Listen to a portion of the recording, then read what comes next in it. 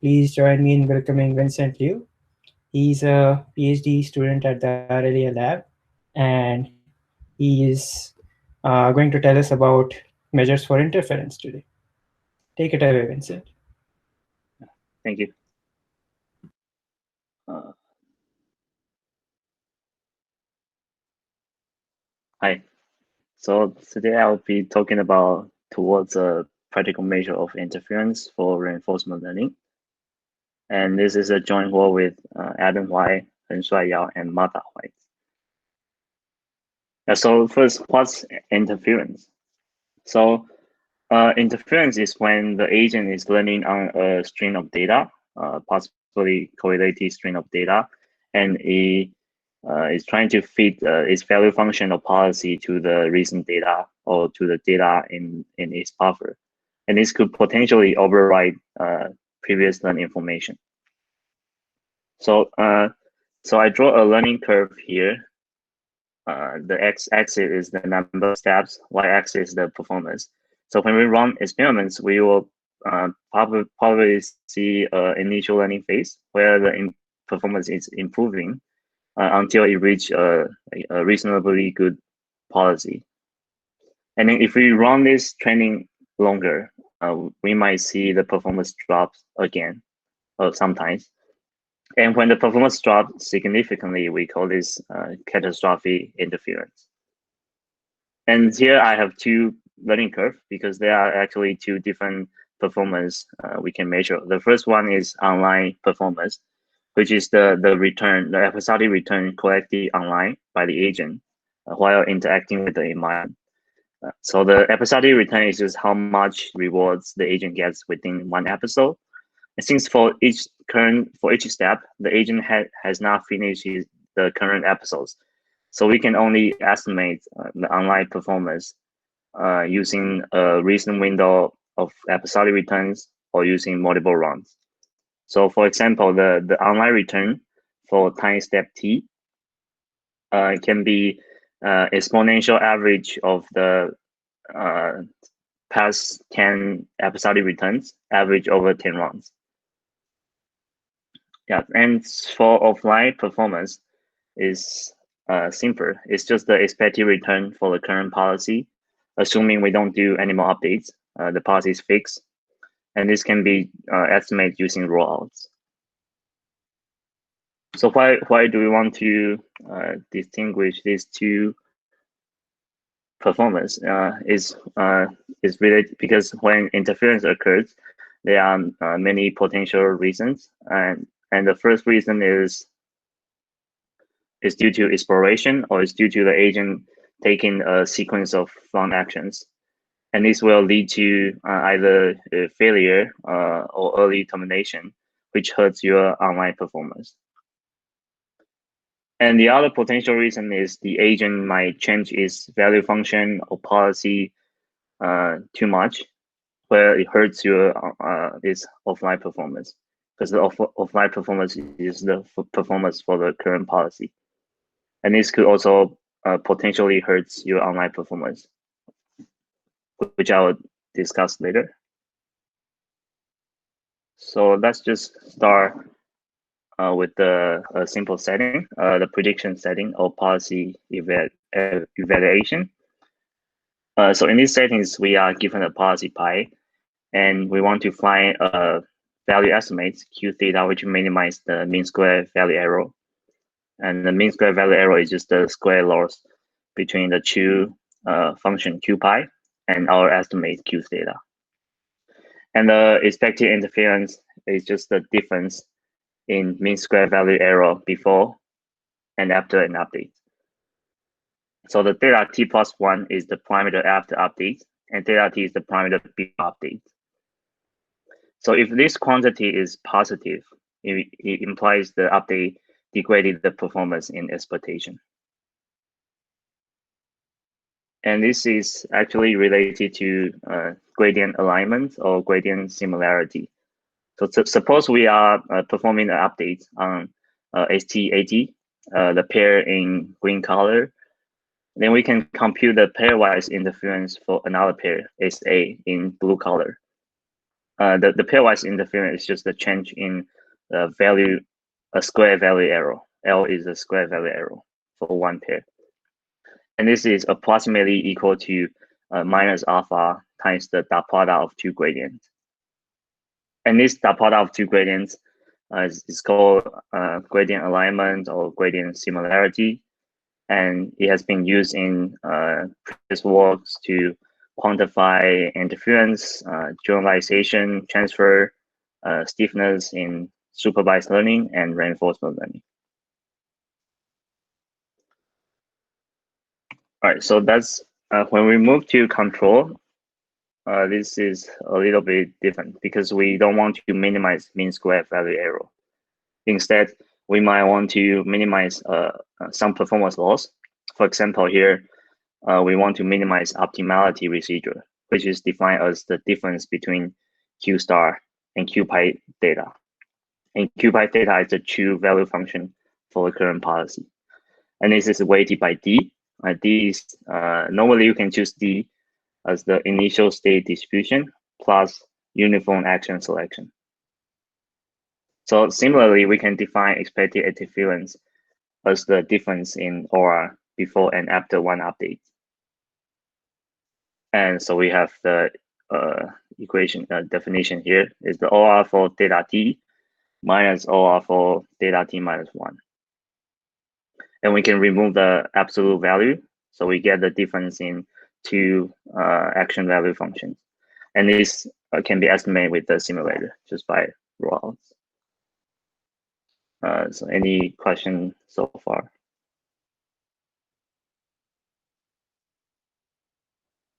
Probably not. I guess I have a question. Okay. Why isn't the optimality residual the regret? I mean, it's like not the regret. It just tell you how good is your current policy. No, Q pi theta tells you how good your current policy is.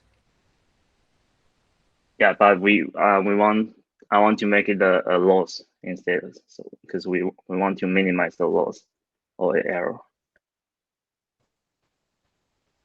Yeah, I guess so. I don't understand why it's so. I guess all my questions are sort of terminological, and I'm trying to get the intuition behind what you're saying.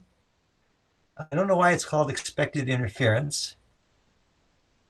Because it's weight the OR, the difference between Q star and Q pi is weighted by D.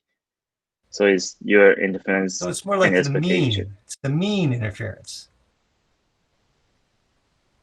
Yeah, I think you can call it mean interference. I see. Because previously we have pairwise interference because it's between two pairs. So here I don't really understand why it's called interference as opposed to just generalization. So these are all my questions. I don't know. All right. So when this EI is positive, it's yeah, I know actually you could use a different word for the same idea. You switch the sign, but that seems still somewhat silly. I see. Yeah, I mean, at some point we had talked about how it's really just good and bad generalization, and so bad generalization is just interference. But interference is the word people use now. Is the only real answer? By the way, wouldn't it be also kind of a stretch to relate this to generalization? I mean, like, yeah, everything that you do in machine learning is about generalization, but this is just like how your performance changes.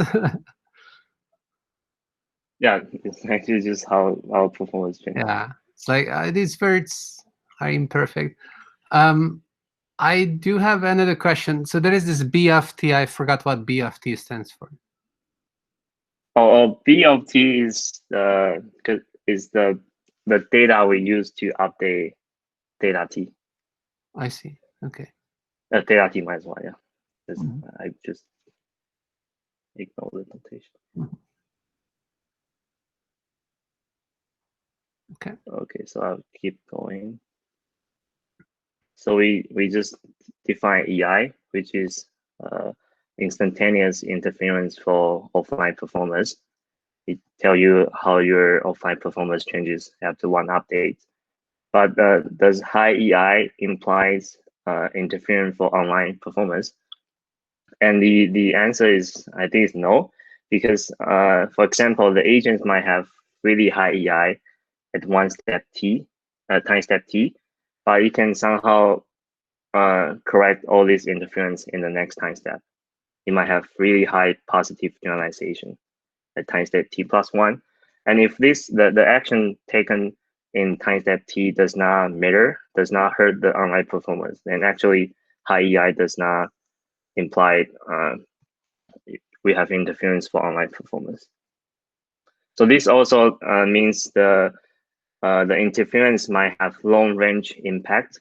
So the performance at this time step might be impacted by interference many steps ago. So we need a summary statistic of EI over time. Just how somehow a way to summarize EI. And here we choose two statistics. The first one is called expected tail interference, which is the expected EI conditional on EI is in the top alpha %, and we choose alpha equals to 0.1. And the other interference discrepancy measures the variance of EI. It's just the 75 percentile minus the 25 percentile. So we have defined a few measures of interference, and now we want to empirically validate the utility of these measures. So we first show the correlation between these measures and some performance. So if the interference measures does not correlate with any performance measures, then it's basically saying this interference measure is useless. So here we choose some performance matrix. I only choose two here. So the first one is called consecutive stable performance, which is the maximum number of consecutive steps above a performance threshold, normalized by total number of steps. So if this is 1, it means the agents can achieve at least a performance threshold all the time. And the sample efficiency is the first step the agent reaches the performance for k steps, normalized by total number of steps. And we need to, the efficiency is 1 minus this number. Then we show the scatter plots below.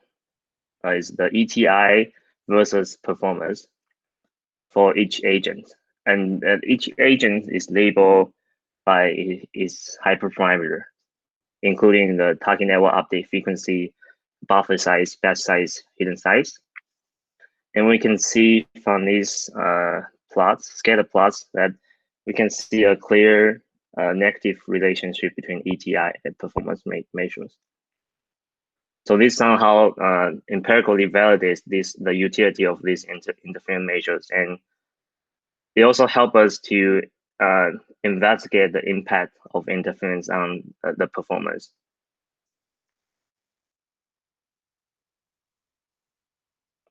So the excuse me, ETI was expected what interference? Expected tail interference. Yeah, thanks. Yes, so it's the expected high interference. So the next experiments, we want to use these measures to investigate some common debye techniques. So here we use we want to measure interference within a network. So a network can be viewed as a two-part approximation by a representation function of phi beta. And the beta is the weight in internal layers, and a value function VW, and W is the weight in the last layer. And we do updates separately to update beta and W. We also measure interference separately for updates on beta and updates on W. And we show the ETI in the table here. So the VLN is the representation learning network, it's just beta. VLN is the value learning network, is W.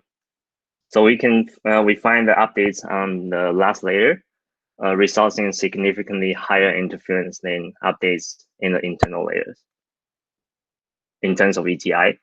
And we also run a baseline, which is the same algorithms, but we add sparsity regularization on phi beta to make phi beta to be sparse. And we find the ETI for this sparse representation is much less. So maybe this suggests representation learning is a way to mitigate interference. And so any questions so far?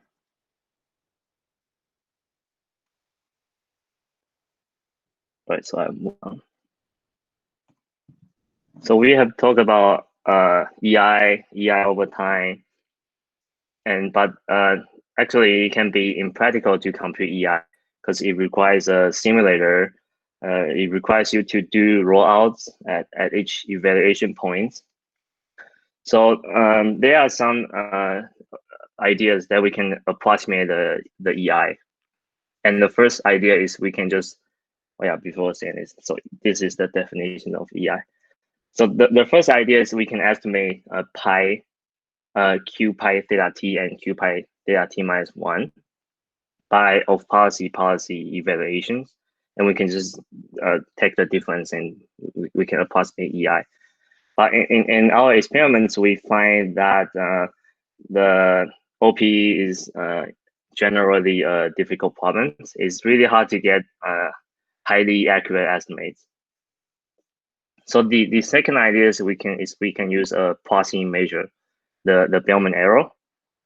And there are quite a few theories relating OR to the Bellman error.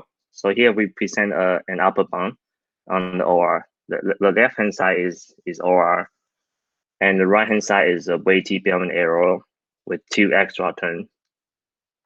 The first term is the constant time horizon. The second term is called concentration coefficient, which measures the difference between the state visitation starting from nu versus the probability measure mu. So since we are measuring interference, we can expect the concentration coefficient to be low, since the agent might already has explored the state space well, has done a reasonably good policies. And if this upper bound is tight, then a potentially reasonable approximation of EI is just the change in Bellman error, because EI is the change in OR, and we can define approximate EI as the change in Bellman error. But the problem is also the Bellman error is also might be also difficult to compute if we are in a stochastic environment. There are recent works which use the kernelized Bellman error to compute the Bellman error, which might be a way to do this. But another alternative is we can just compute the change in TD errors as a proxy measure. So we can define approximate EI as the change in TD error. And then by the bias variance trade decompositions, the change in TD error is equals to the change in Bellman error plus the change in variance. And maybe we can expect the change in variance to be small if we don't update Q too much. So next is we run some empirical evaluations for these different approximation strategies, including OPE, changing kernelized Bellman error, changing TD errors. And there are several choices of mu. Mu is the sampling distribution you use to evaluate your Bellman error, or TD error. So there are 3 choices. The buffer means we sample the state in the buffer, and reservoir means we sample state in the reservoir. And discounting means we sample state in the buffer with discounting. So for each transitions, we reweight it by 1 minus gamma times gamma to the t. where t is the number of steps in the episode. So this figure, we show the correlation coefficient between EI and approximate EI. And this somehow suggests that the change in TD error, especially with reservoir samplings, seems to give us really high correlation. Right. So the summary is we propose a definition of interference for control. We provide a practical approximation using TD errors. We empirical validate the utility of interference, and we provide some insights into interference in deep IO algorithms. And for future works, we need to further explore approximations to the true interference. And also we should find more clear theoretical reasons why we see the change in TD errors perform so well. So thank you. This is a list of references.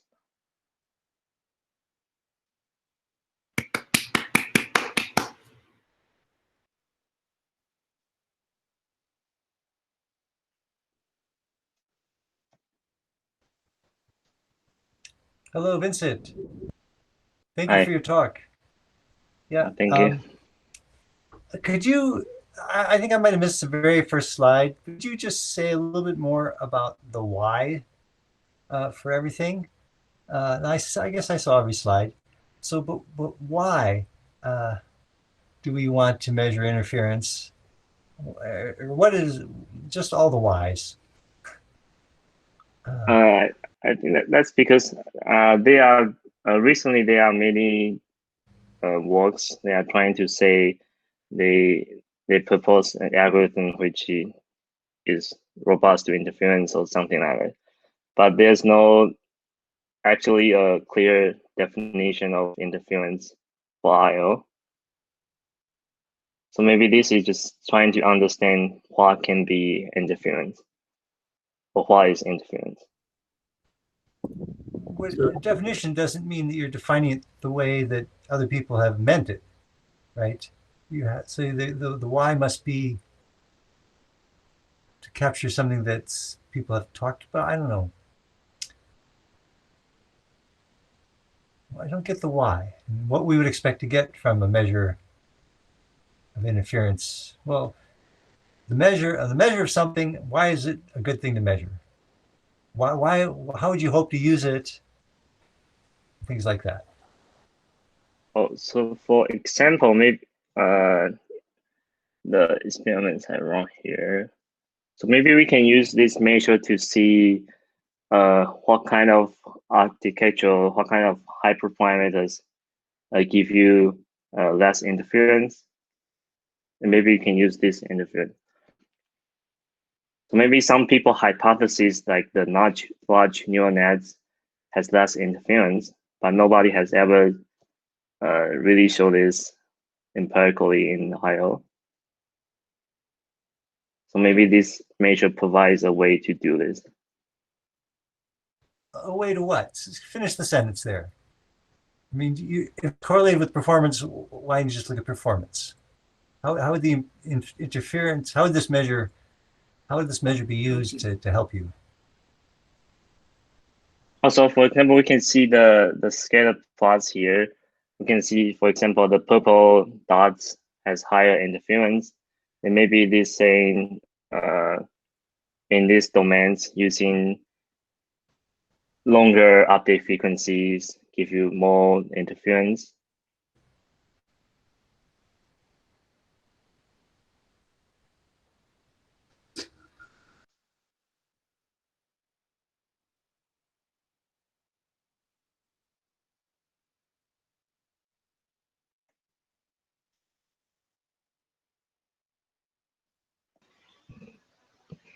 Well, thanks, Vincent, for trying. I just don't get it, but thank you for trying. So, can you guys hear me? Oh yeah. Yeah, I had a question about what it looks like when, like some sort of environment or test bed that has a high amount of interference. So, what would what do existing algorithms look like on such a test bed? And do you have any idea of what some sort of architecture guided by this evaluation that could improve on that? That does not experience that same sort of interference. The two runs domains I run here is actually a domains where we designed to have high interference, because the agent is in two rooms, and the two rooms are overlapped with each other. So whenever you do updates, you might just somehow update a value for the other rooms. So this is designed to have high interference. And I only run a small scale empirical studies, but somehow in these domains, using target networks helps a lot in terms of the stable performance.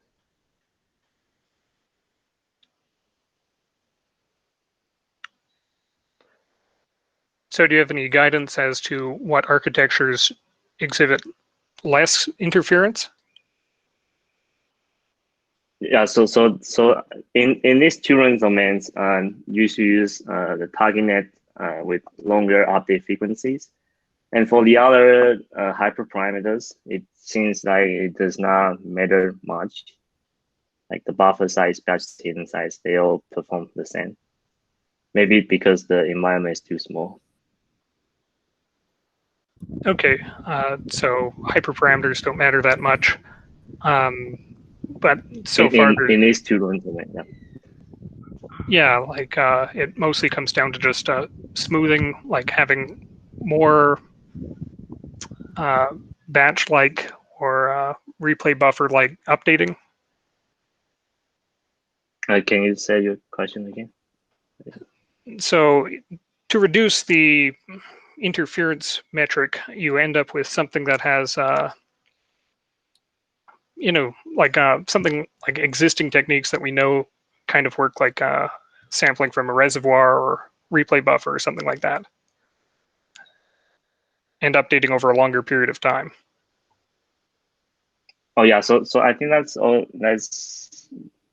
buffer size. So the longer buffer size, we might expect less interference. But in my experiments, I didn't see this relationship. Okay, thanks. Excuse me? Hi. So the interference itself, like your measure of interference itself, is a measure of change in values, like change in Qs after the updates, and the stable performance means that, I guess, like also implies that the values don't change. So like the correlation here in this plot, is it saying that if the values don't change much, then the performance doesn't change much, or something like this? Like, I mean, it kind of seems obvious from the definition of interference that basically it says that, okay, if the performance doesn't change much, then it's also stable. Right. I think we can expect this like low interference imply high stabilities, but here in this environment, in these experiments, I just want to validate is this a useful measure? Because maybe somehow run experiments and we see there's no correlation between ETI and stabilities, then maybe we might wonder maybe the definition is wrong or something. So can I ask a related question? Yeah. So it seems to me that these interference measures in a negative way, whether your performance improves in a monotonous manner, right? If you mostly just like steadily improve, then you have low interference, and the opposite is true. Like if you have high interference, then the performance doesn't monotonically improve everywhere. And so this relates to the previous question in the sense that, okay, like if you're at optimum, you won't improve anymore, right? Then your interference is kind of like in the medium range. It's not low interference. So in one way, interference is measuring progress and whether progress is monotony. but that's its limitation as well, because like if you have something like you reach the optimal policy really fast, then like, okay, there is no more room for improvement. And you will see that, okay, like performance just jumps around. So in the transient phase, and maybe for all of these domains, we expect that we'll ever just be in a transient phase, then there it's relevant, and it's interesting to measure this. Although I have some general doubts about like whether monotonic improvement of performance, like if you treat it too rigidly, whether it's a useful thing to strive to. Sometimes, like performance drops, let it be. Later on, it's going to improve. So what do you think? Yeah, when I was reading literatures, I only find one paper they proving they can have monotonic improvement, the consecutive policy iterations. But this is quite computationally and memory expensive, so I don't see any methods can achieve this. And maybe you don't want to achieve that. Well, arguably, I suppose the measure isn't saying that you have to get that. It's saying that is it correlated with performance? And then actually you shouldn't expect it to be perfectly correlated. In fact, some of the earlier experiments, nothing was correlated with anything. Anyway, I think Rich is going to say something. But I guess it's like not necessarily correlated with performance based on what we said, that like if you have very, very good performance, then its correlation stops at that point. Well, so I guess if you have very good performance and your interference is kind of near zero, or exactly, if you're neither generalizing positively nor do you have bad generalization. But that looks. I think you have perfect generalization if you're at optimal policy. If you ask me, like, how do you define generalization? Right. I mean, when I say generalization, I mean the generalization due to updating, like not like generalization error, but like that's not good, right? Like, yeah, like nothing changes. You're doing well. Yeah, that's right. But your updates are not. You're not learning anything more. So generalization to me is about if you did an update here, did you change performance on something else in terms of prediction or control? Yeah. Okay. But Rich is going to say something. So I have another question. Your measures are averages over state action pairs, according to how often they occur. I'm wondering if it would be more appropriate just to take the action value from the start state, because that's really the performance. Performance is value of the state. Instead, you're averaging over all the states. So D here is this equality, and mu is the start state distribution. Because the start state might have many. What so this is D in just words? D is the start state distribution plus uniform action selection in the first step. Oh, so you could have just written V of S0.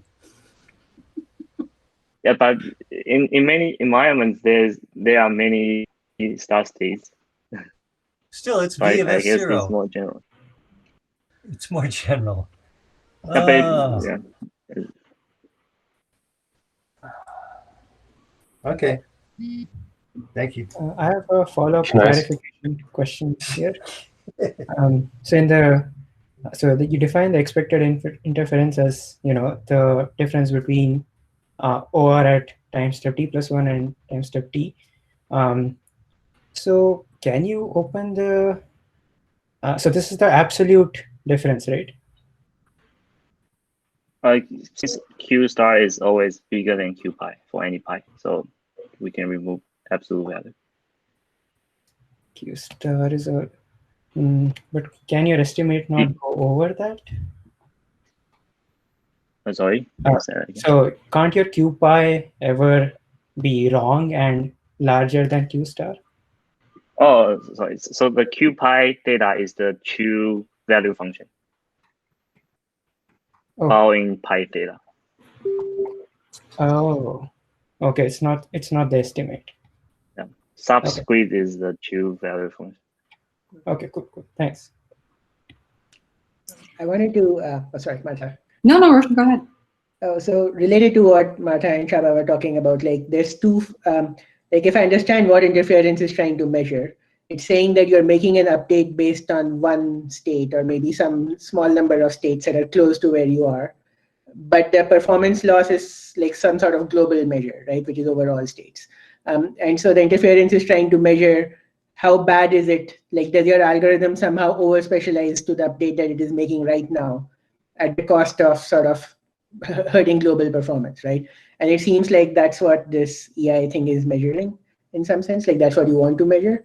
And if I'm thinking of it in stochastic approximation, like optimization terms, it's like if I have a gradient descent method, I can compute the exact gradient, which in this case would be some sort of global performance measure, or I can compute based on a sample of the gradient, like that's coming from my current state, right?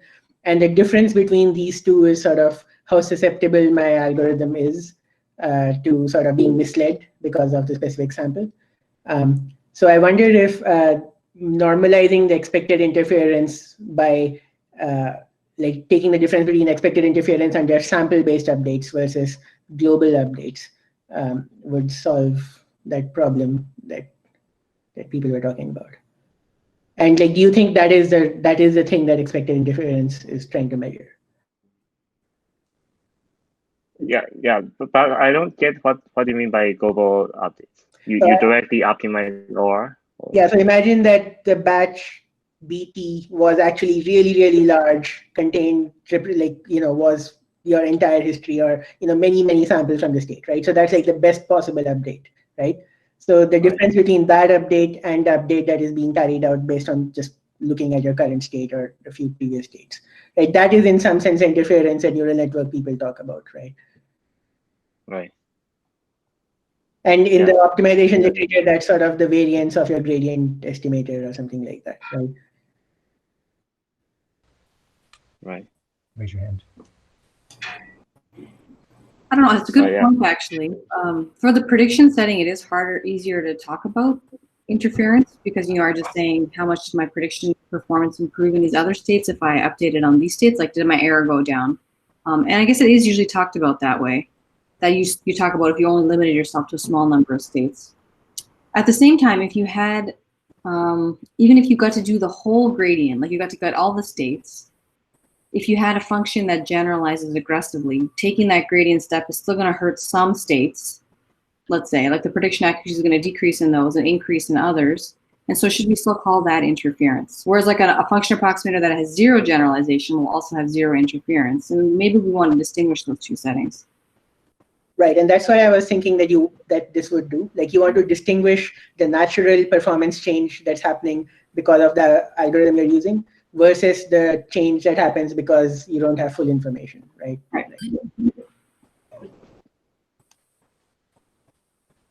Yes, Martha. Reach. Hi, it's not really Rich. It's me, Martha. I have a question for you, and it's to the larger community. I'm a naive engineer, okay? I work on real world problems, and in the real world that I live in, I will never know Q star, nor will I know Q pi.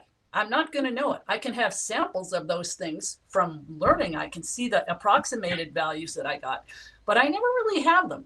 So I'm wondering how such a measure as this, and this happens in other tea time talks too, where people start to tell me about they're measuring things that really in the real world, you're not going to be able to compute. So I'm wondering how this would be useful to a practitioner such as myself. Oh yeah, that's a good question. So that's the reason why we have this section talking about how can we approximate EI. This EI is the change in OR, which might not be able to compute in real world. So we try a few approximations. Maybe we can try to use Bellman error or TD error, and maybe the change in Bellman error or TD error can give us information about EI. course, you're never going to know the Bellman Bellman error error. because it's not learnable. It's not identifiable. So TD error. The third idea is using TD errors. We just need a batch of data, and then we can evaluate this. But it's not the same thing. Right. Yeah, it's not the same thing, but in our experiments, we somehow find that it has really high correlation with EI. So somehow this approximation is good.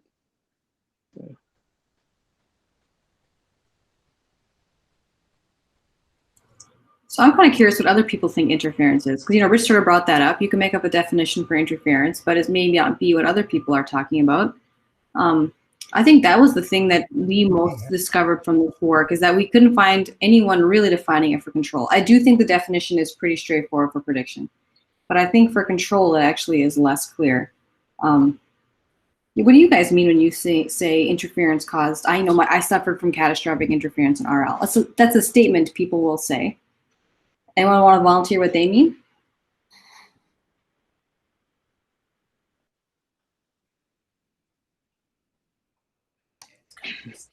If I were to make that statement, it would mean that I don't actually know what's going on, but I want to blame something that nobody understands.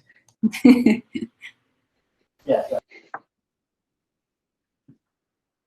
I think I do understand where people got it first, right? So it comes from the neural network literature in the 90s.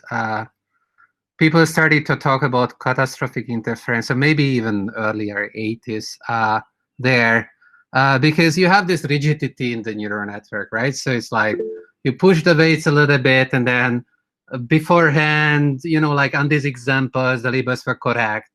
And now you're pushing it on these other examples. No, here the labels are correct, but there the labels are incorrect, right? And then they would say that, oh, this is catastrophic interference. My network didn't have large enough capacity to represent the labels everywhere. And so that's like the vague definition of it.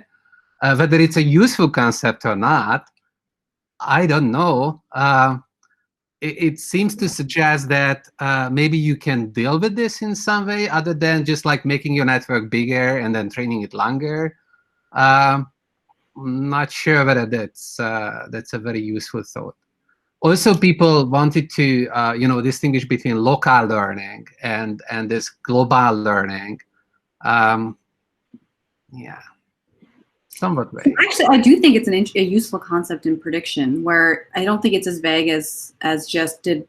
I think it's pretty concrete in prediction. I really do think it's just, did my updates that I just did they improve performance in these other states, or did it decrease performance? As it is, it just equals good and bad generalization. That's all it means.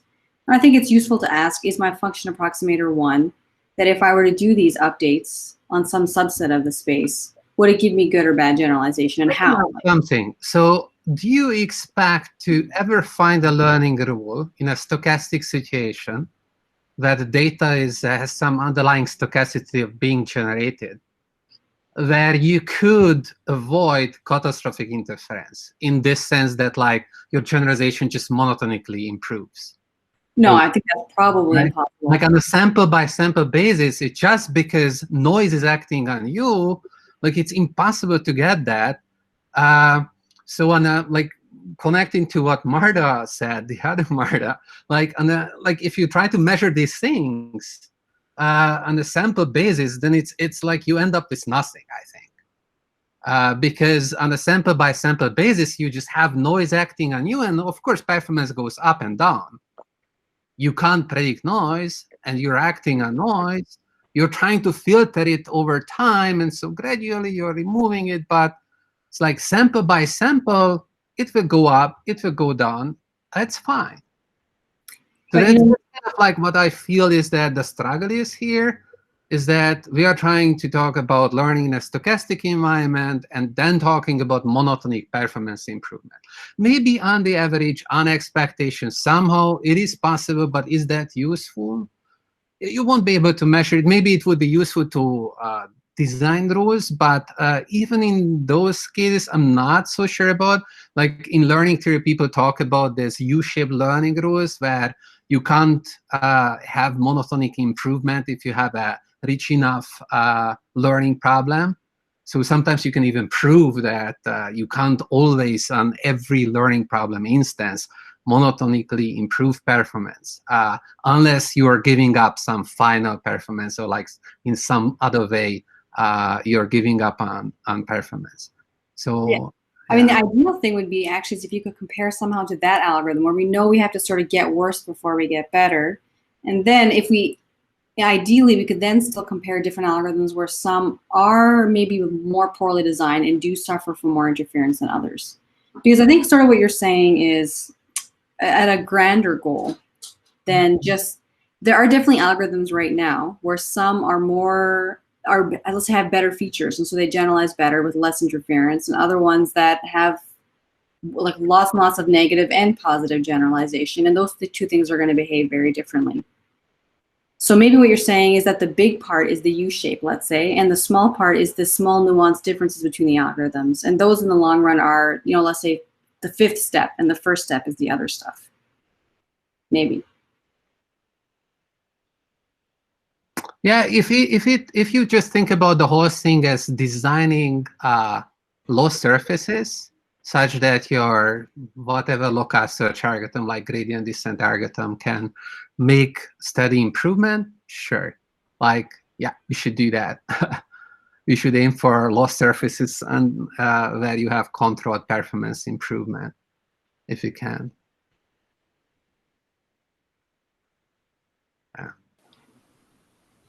Can I just jump in here for a sec? Hello? Yeah, sure. Hello, yeah. Okay, great.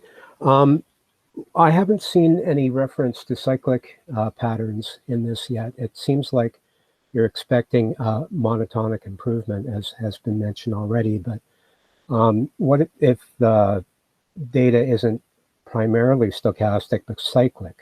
Could be seasonal, could be in the card experiment, it could be the dynamical system that's occurring from trying to balance that pole, verging on chaos and trying to bring that into control. So you're going to have some kind of cyclic activity going on. It seems to me as though cyclic interference could be looked at a little bit more closely that way. What's cyclic interference? Well, and something that changes your prediction on a basis over time, for instance, so that there's a repeating pattern that would occur.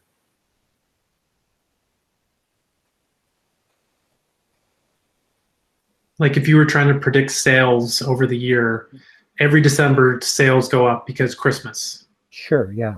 Yeah, that would be good.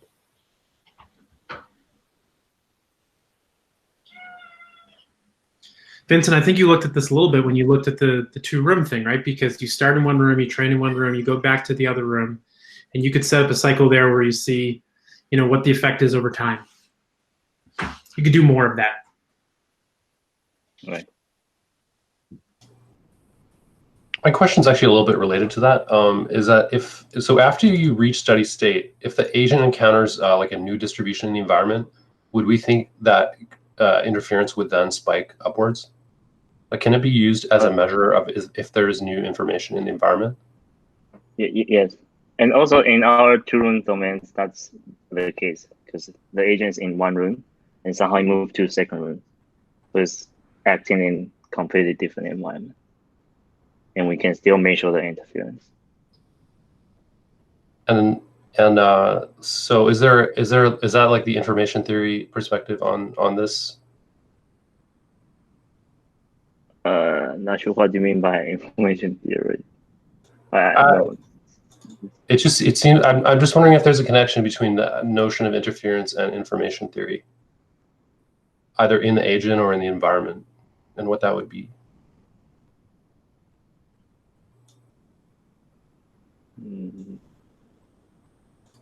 Like in some cases, it might mean could it mean that there's redundant information in the environment if you're not getting any interference? that there's nothing new to learn? I haven't thought about this because right now my definition of interference is just the change in performance. Or maybe is looking at like how the information theory might be interesting. I'm not sure. Can I ask if it seems like if the fact that the function approximator is susceptible to this type of interference, is that right? Like if we use a different function approximator, if we use like a k nearest neighbors, then we might not get that kind of interference. Is it true? Because it would just be locally updating something. Yeah. So if your function approximation is local, then you have small interference. You also have small generalizations. Mm-hmm. So each time you just update globally or locally, and you might not have interference. So does it tell us that we want function approximators that can move between local and global in a more, depending on what's happening, and depending on something? I don't know what. Yeah, I think that's a good idea. Like the tile coding things, like some people propose adaptive tile codings. They somehow move from global function approximation to local function approximations.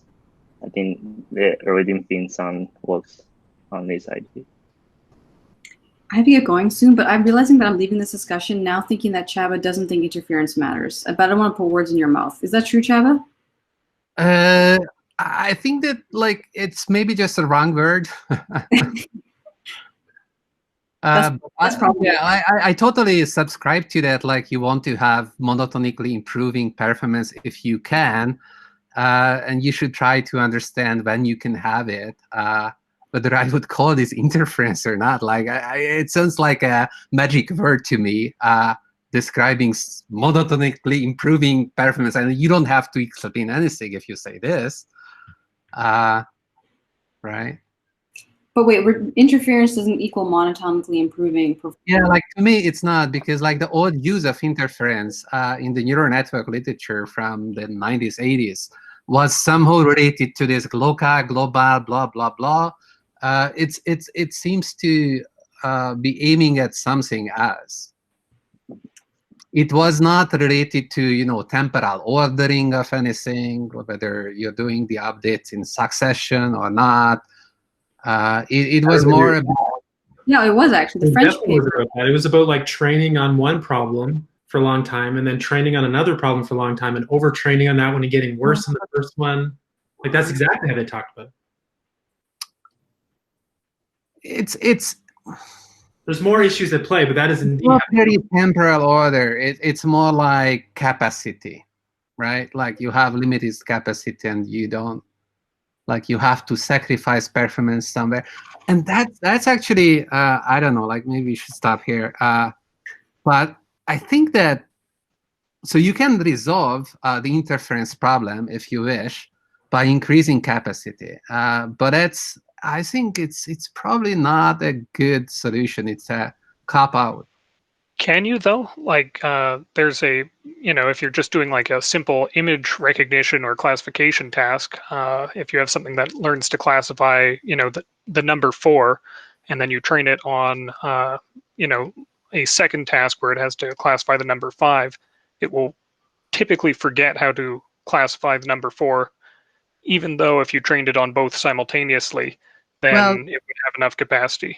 So it depends on what learning rule you use, right? So any of the local learning rules, we just memorize all the samples, won't do this.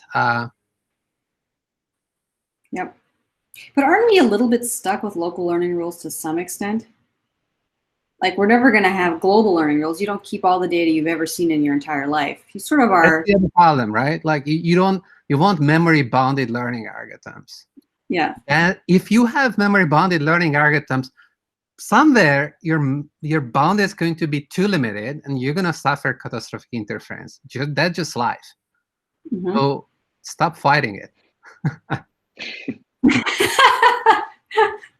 Wait. You just have to okay. So you want to mitigate it to the extent you mitigate, but you can't avoid it completely. Well, yeah. Part of doing it right is to know when is it time to, like switch to new mode, like there's a new task, like I should really forget what I know, what I've learned before, and then switch to this new thing. So to me, like the models where you're studying this non-stationary learning problem with memory bounded algorithms are really getting at the heart of this problem. Yeah, I agree. And I still don't think interference equals monotonic improvement. I think when people talk about interference, they do mean mitigating it. They mean like trying to prevent it from being the primary feature or something. Right. I just wanted to, so based on these last few questions on the cyclic patterns, and what Csaba just said, it seems to me that the reason that we are talking about this in RL is because even if in a stationary RL problem, there is some sort of short-term non-stationarity because you can be in different parts of the state space. Yep. And so I guess the point is that if you had a memory limited amount of history, then that history would need to be big enough to cover all the parts of the state space, which means like something like the mixing time of the Markov chain. And I guess that is the reason why we encounter this problem in RL, even in stationary tasks. Because in some sense, if you're doing local updates, it looks non-stationary if you don't have long memory. Is that like reasonable? Absolutely, yeah. Okay. Yep. RL is just this nightmare setting. Everything goes wrong that can go wrong. And that's kind of like going back to Vincent's definition of expected interference and kind of what I was getting at. If you can imagine running an algorithm based on the last few states it has seen temporarily, or using a random state sampled from the stationary distribution of its current policy, right? So the difference between these two updates is capturing how much, how much you are bound by just your memory of the recent past versus sort of the entire thing that you care about, right? All the states. By the way, when I meant memory, I meant everything. Like you just have memory, and like if you want to pack samples, past observations into that, do it. If you want to store weights of neural network, do it. Like I don't care. You just have bounded memory and then deal with it. Right. So if you're smart, you will use your memory in such a way that it has great temporal extent. That somehow you retain memory of the early history without using space proportional to the total amount of time that you have been living, right? Okay. Yeah. I had a comment on control that Martha was talking about. So in the beginning few talks that we had, we talked about function approximation and sort of with function approximation, states keep changing and things like that. And then I think a few talks, like I think one of the talks was Roshan's talk, where in the online setting, I usually focused on the where you are right now, right? And that almost seems like the opposite of interference. You want to do the best action you can right now, right? It doesn't really matter what globally happens. Is that opposite in some sense? Is it like that you really care about what's happening locally right now in the online setting, right? Where you just want to do well now. I don't know. That's kind of my. That also makes everything so much more difficult, right? Yeah. But you're right. Like in an online setting, you would only care about what happens where you are. Right. And the reason that in the setting that I was talking about in our talk, the reason that we're able to do that is because we have a simulator. So you can make the best decision locally because the simulator kind of lets you globally sample from wherever you want. And so by making that assumption, we are making our life easy. But if you're in sort of the non-simulator setting, then you have to build your models or whatever, right? And now you are back to somehow making a model based on the data you have seen. So we are just pushing the problem somewhere else in sort of the online planning with simulator setting. Plus, even in the online setting, when we care about what we do locally, it's still locally within some horizon of the problem. Like it's not perfectly locally. It's not like right now. Right. So there's still more loss that takes that into account, like the slightly broader circle around where you are. Yeah, because in planning, you care about the local future. But the problem is a local future is something you don't have since it's the future. So you have to look at the past to predict the future. But then to predict the very next step, you might have to look an arbitrarily far distance into the past because the last time you visited some kind of state like that. So yeah, in some sense, you care about something, the immediate future, but to find out what's going to happen in the immediate future, in principle, you might need to know a lot about the past.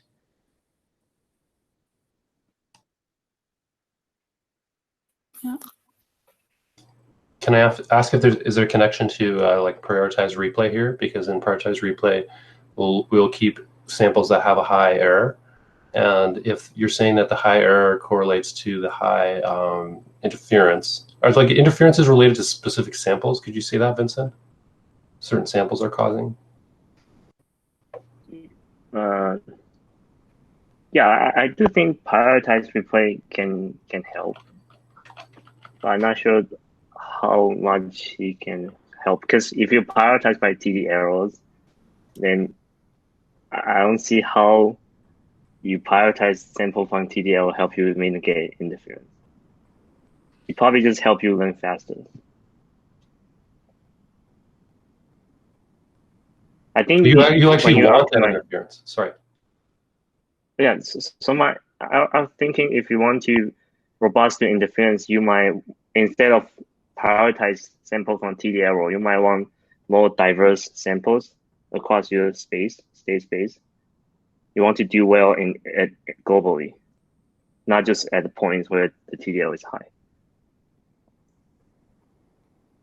So in the beginning of the regime, maybe, I mean, I wonder if during training the samples which are causing you high interference, the nature of those samples are changing throughout the different regimes that you go through in training, and when you're in steady state and you've learned something, then those samples that are high TD error and high interference, those samples may be things that you're starting to forget, and therefore by prioritized replay isn't really doing it that way, though. I mean, it's prioritizing in a slightly different way. But if you kept some older memories that had the high interference error, actually you want that interference. That interference is saving you from forgetting those memories that would otherwise be moved out of your distribution. Does that make sense? Yeah, I think that makes sense. That's a good point. I never thought about this.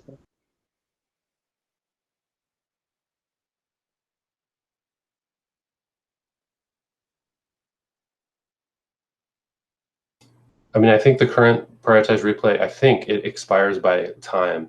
But if it was instead expiring by interference, then maybe you would be able to remember your past. Yeah, you can prioritize by potence.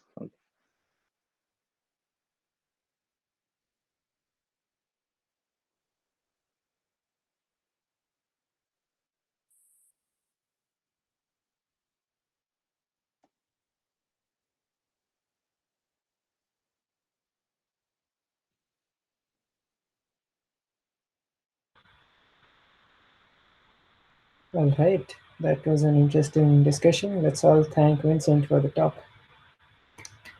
Thanks for coming. Thanks, Vincent. If you guys